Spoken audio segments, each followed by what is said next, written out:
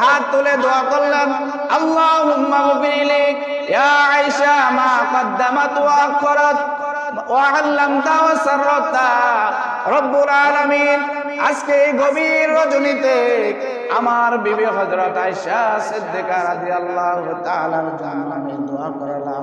আমার বিবি আয়েশা সিদ্দিকা রাদিয়াল্লাহু তাআলা সামনে এবং পিছনে, প্রকাশ্যে এবং গোপনে যত গুনাহ আছে সমস্ত গুনাহগুলো আপনি মাফ করে দেন।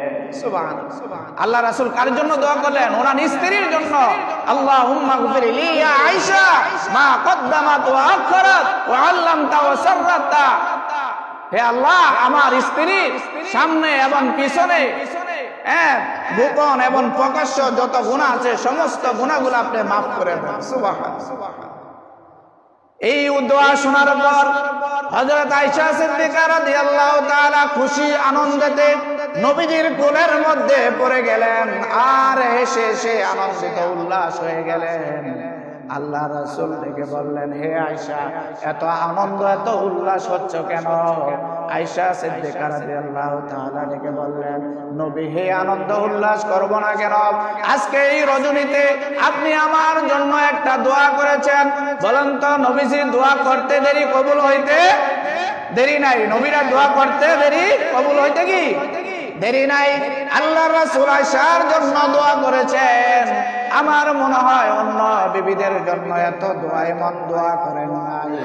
আল্লাহ রাসূল ডেকে বললেন, হে আয়েশা, এত খুশি আর আনন্দ উল্লাস হইও না, কারণ তোমার জন্য তোমার জিন্দেগিতে আমি আল্লাহর নবী একবার তোমার জন্য দোয়া করেছি, আর আমার উম্মতের জন্য আমি দৈনন্দিন 5 বার মাগফিরাতের দোয়া করি। আমি ফজরেতে বলি, আল্লাহ আমার উম্মতকে মাফ করে দেন। আমি জোহরেতে বলি, আমার উম্মতকে মাফ করে দেন। আমি আসরে বলি, আমার উম্মতকে মাফ করে দেন।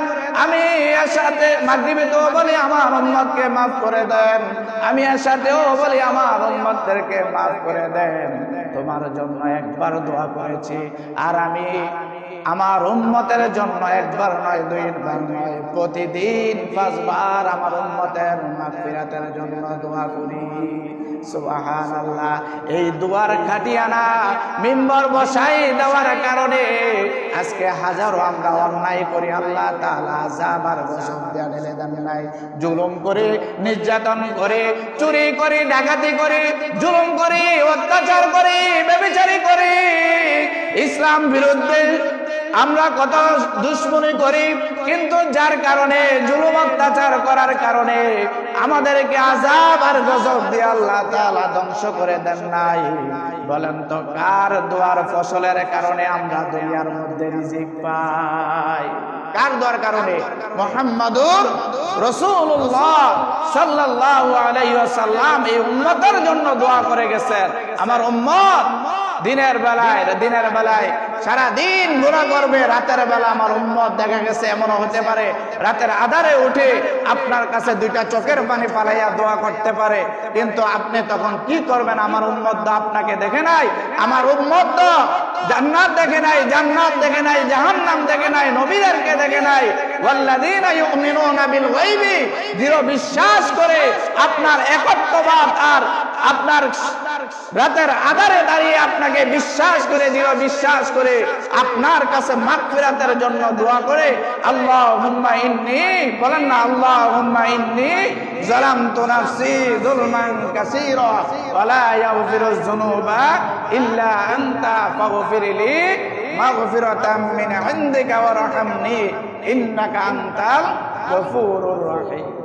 আমার উম্মত আবার দোয়া করবে, রব্বানা, প্রভু মনে জালামনা, আমরা জুলুম করেছি, আনফুসানা, নিজেদের নফসের উপরে, ওয়া ইল্লাম তাগফির লানা, যদি তুমি আমাদেরকে ক্ষমা না করো, ওয়া তারহামনা, যদি তুমি আমাদের প্রতি রহম না করো, লানাকুনান্না মিনাল খাসিরিন, অবশ্যই আমরা ক্ষতিগ্রস্ত হয়ে যাব। আমরা চাই কার কাছে? আমরা সর্বদাই চাইব কার কাছে? অসুস্থ হলে পানা চাইব কার কাছে? বিপদে পড়লে চাইব কার কাছে? কোনো কিছু সমস্যা হলে কার কাছে চাইব? আল্লাহর কাছে চাইবো। আল্লাহ তাআলা বললেন ইয়্যাকা না'বুদু ওয়া ইয়্যাকা নাস্তাঈন, আমরা আল্লাহর ইবাদত করি এবং আমরা সর্বদাই ওই আল্লাহর কাছে সাহায্য চাইবো। এই জন্য সাহায্য চাইবো কার কাছে? ইবাদত করতে হবে কার? মৃত্যুর আগে না পরে?